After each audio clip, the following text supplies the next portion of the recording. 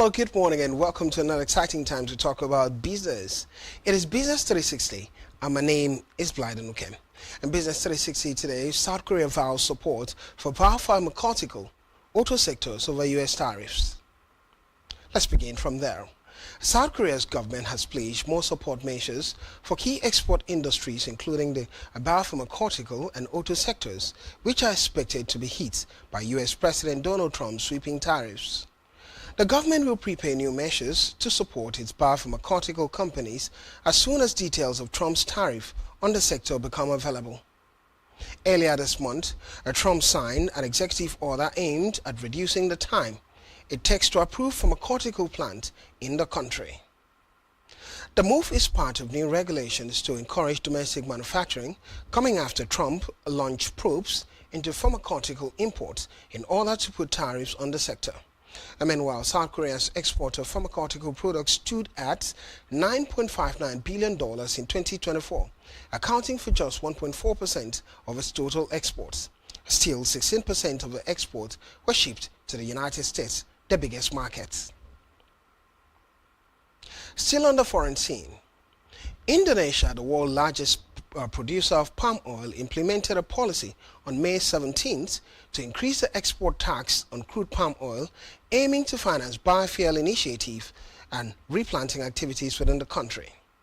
Indonesia raised its export tax on crude palm oil from 7.5% to 10%.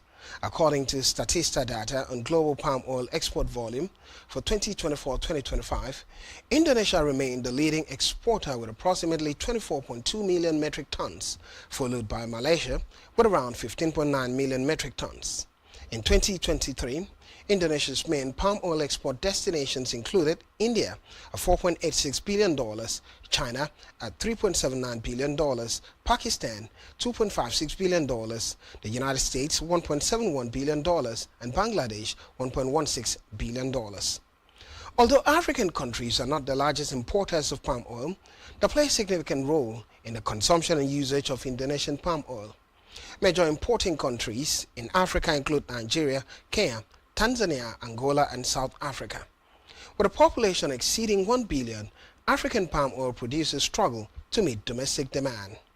According to a 2023 data from the World Agricultural Production, Nigeria produced 1.4 million metric tons of palm oil, making it the top producer in Africa and the fifth largest globally. Cote d'Ivoire, Ivory Coast produced 600,000 metric tons, while Cameroon's output stood at 465,000 metric tons. Ghana produced 300,000 metric tons of palm oil, and the Democratic Republic of Congo, Congo-Kinshasa, also produced 300,000 metric tons. In Africa, Africa has officially launched its first continental space agency in a major step towards improving climate resilience, satellite infrastructure, and data sharing across the region. The African Space Agency, established under the African Union, opened its doors last month in Cairo, Egypt. It marks a critical development for a continent grappling with disproportionate impacts of climate change, while also striving to catch up with global advancement in space technology and Earth observation. Several African countries have launched satellites that play key roles in agriculture, climate monitoring, communication, and disaster response, but none have been launched from African soil. Still in Africa, Southern Africa is expecting a new refinery as a result of joint collaboration between the government of Namibia and Botswana as a move to deepen cooperation in the energy sector with the construction of a new refinery. The collaboration aims to improve energy security and reduce import dependence. The region's shift towards oil exploration reflects attempts to tap unutilized hydrocarbon reserves.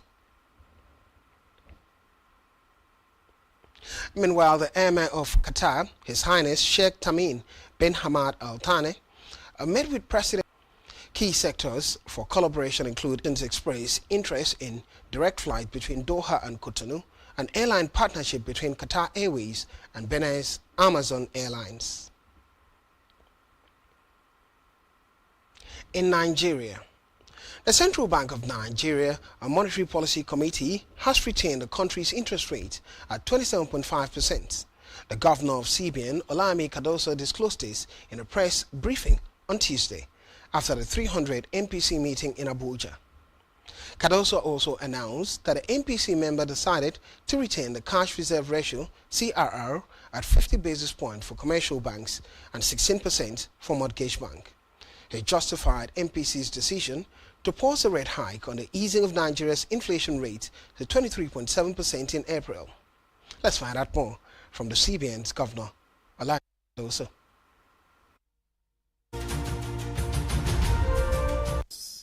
In its decision to hold policy, and thus decided as follows.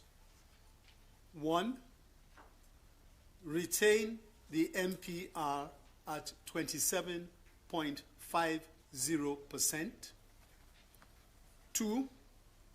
Retain the asymmetric corridor around the MPR at plus 500 to minus 100 basis points. 3.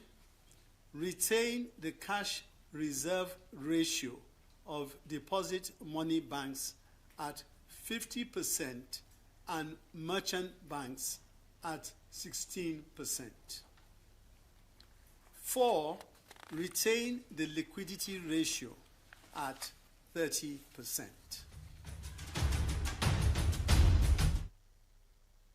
Meanwhile, the governor of the Central Bank of Nigeria, Olami Cardoso, has said the Nigerian economy has stabilized. According to him, investors' confidence in the Nigerian economy has improved over the past 18 months. Responding to questions on how improved macroeconomic fundamentals of the Nigerian economy are impacting the lives of Nigerians, he said, investors do not go to where there is economic instability. Meanwhile, the World Bank, in its latest Nigerian Development Update report, said the country is in good shape as it grew by 3.4% in 2024. Still on the Central Bank of Nigeria's monetary policy decision, Olami Cardoso, governor of the Central Bank of Nigeria, CBN, says Nigeria's naira is now competitive. Cardoso spoke while addressing questions from journalists during the Post-Monetary Policy Committee briefing. Citing the recent round of global currency depreciation triggered by the United States policies and geopolitical tensions, the CBN governor said early policy reforms by the bank have helped Nigeria weather global economic shocks and stabilize the naira. Relative to other countries, naira's depreciation was very modest, he said. The CBN governor said Nigeria's external reserves improved significantly due to increased transparency and investor interest. Cardoso also addressed the launch of a non-resident bank verification number NRBVN platform, a tool designed to support diaspora transactions. Let's find out more from the CBN governor.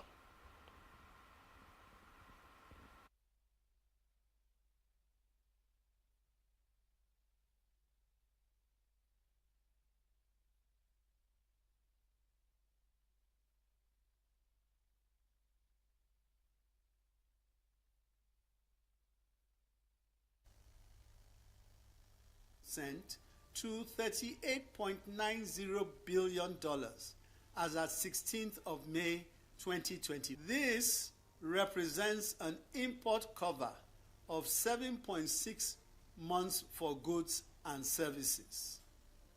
The balance of payments recorded a surplus of $1.10 billion in the fourth quarter of 2024 compared with $4.21 billion in the preceding quarter, on account of moderation in current account surplus.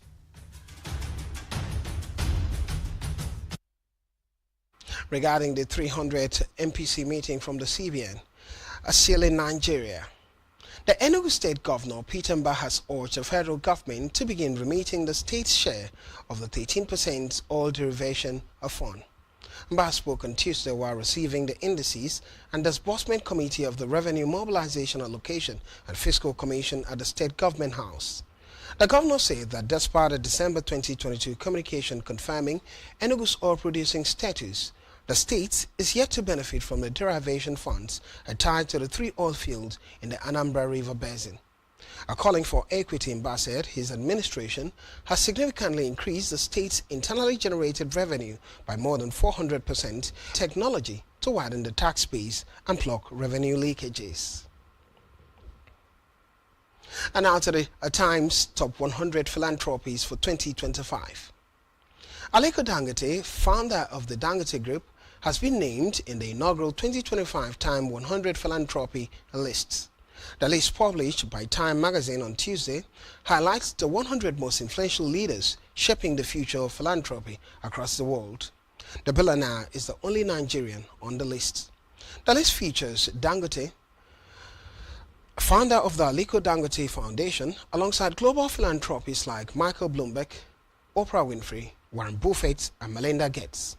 Time said the Aliko Dangote Foundation spends $35 million annually on programs across Africa, approximately over 50 billion naira yearly on giving back to Africa. According to the magazine, the foundation's ongoing efforts include a $100 million multi-year initiative to combat severe childhood malnutrition.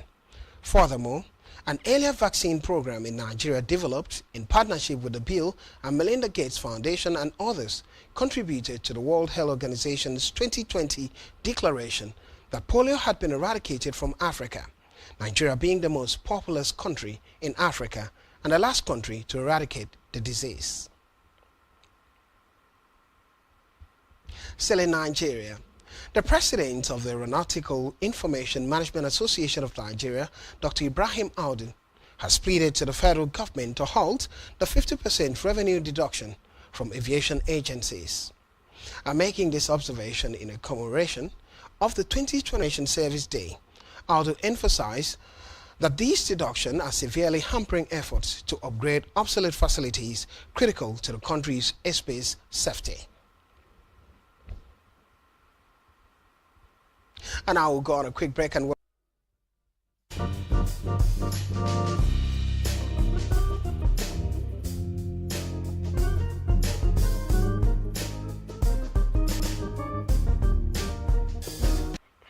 welcome back to Business 360, and my name is Blyden Ukem. And now to global economic standings around the world and the markets. First beginning with Japan, as Japan export growth at 7-month low and imports dropped slightly.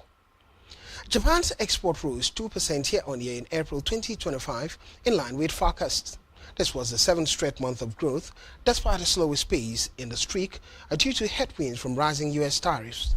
A shipment to the U.S. fell 1.8%, while those to China shrank 0.6%. Meanwhile, imports fell 2.2% less than the expected 4.5% drop, amid Tokyo's support measures to shield domestic demand from mounting trade barriers. In Canada, inflation falls to 7-month low.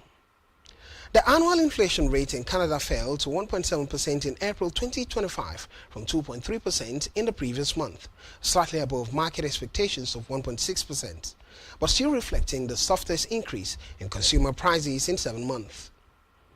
The slowdown was driven by a decline in energy prices as the removal of the consumer carbon tax magnified the impact of OPEC oil output hikes. The output hikes had on energy prices. Consequently, prices fell for gasoline and natural gas, lowering costs for transportation. Also, inflation slowed for shelter. Quickly, let's look at the data indicating inflation in Canada. The chart indicating inflation in Canada. Well, as you can see, the rise, ups and downs, but at the last up, it was around 2.8% at February, and even further, it began to drop and dropped slightly to 2.3% in March and 1.7% in April. And now to the markets as oil rises on Israel-Iran strike report. WTI crude oil futures jumped towards $63 per barrel today after reports emerged that Israel is planning a strike on Iran nuclear sites. While it remains unclear if Israel has made a final decision, the news has already sparked concerns about potential supply disruption in the key oil-producing Middle East region. Fears are also growing that Iran could retaliate by closing the strategically important Strait of Hormuz a key export route for oil and fuel from major Gulf producers including Saudi Arabia, Kuwait, Iraq, and the UAE. Adding to supply worries is the uncertainty surrounding ceasefire talks between the US and Russia over the Ukraine conflict.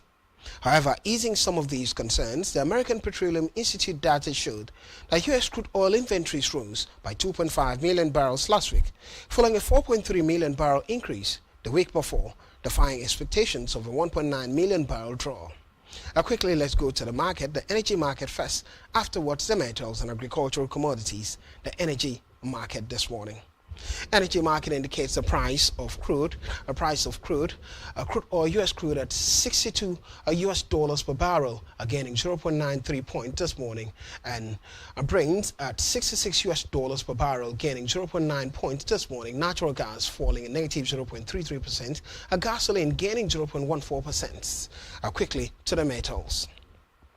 Our metal market indicates a price of gold at $3,310 US per ounce, gaining 20 points this morning, a 0.62% appreciation, and silver price at $33 US per ounce, gaining 0.28%. A copper price upward 0.18% at $4.65 US per pound, and steel price gaining 7 points this morning. The agricultural commodities. Agricultural commodities indicates the price of soybeans at $1,058 US per bushel, gaining 5.04 points, a 0.48% appreciation, and wheat price at $5,407 US upward US per bushel, gaining 1.52 points, a 0.28% appreciation. Lumber price downward, palm oil price falling by 16 points. And now to the financial market. Looking at some updates in the market. First, looking at Asian FX market. A top currency gainers, a South Korean won at 0.65%. While the likes of New Zealand dollar also gaining 0.52%. Australian dollar gaining this morning. Quickly, let's go to the mainstream market. The Euro USD market first. Afterward, the states of the Naira and crypto markets. The Euro USD market this morning. Our prices for the Euro USD market indicates a price level of 1.13 points mark. Again, a slight gain of 0.32% appreciation for the euro over the dollar. And the pound also gaining but slightly 0.07% over the dollar. The Australian dollar gaining 0.24% over the US dollar. And now to the states of the Naira. A US dollar against the Naira, a price level stands at 1,594 Naira to the dollar. The dollar falling by 3 points against the Naira, and the euro gaining 4 points over the Naira at 1,807 Naira to the euro. Meanwhile, the pound against the Naira price level stands at 2,142 Naira to the pound gaining 2.26 points over the Naira. At the cryptocurrency market, crypto market indicates the price of Bitcoin. Bitcoin at 106,441. 106,441 US dollars is the price of Bitcoin. Bitcoin falling by 376 points this morning after recent increases. Ether also falling, Ether gaining 20 points this morning at 2,544 US dollars. Binance gaining 2.2 points at 651 US dollars is a story of the crypto market coming with mix of fortune. As we're set to close, let's look at the equity market, looking at the Australian shares as it rises to over 3-month high. The S&P and ASX 200 index climbed 0.6% to 8,394 in morning trade today, up for the second straight session as interest rate cuts in the country and China continue to lift market sentiments. Australia's stock market hit its highest level in over 3 months, are mainly boosted by utilities, energy stocks, healthcare, and communication services. Meanwhile, financials also posted solid gains after the Reserve Bank of Australia's decision to slash interest rates by 25 basis points on Tuesday to a 2-year low, triggered some banks such as ANZ, Commonwealth Bank, and Westpac to cut home loans interest rates by 25 basis points.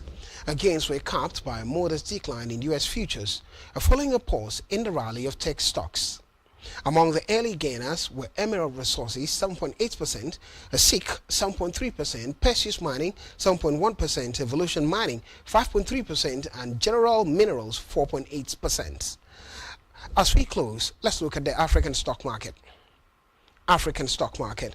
The African stock market this morning indicates the Nigerian stock at 109,730 points, and the gain for the Nigerian stock 33 basis points.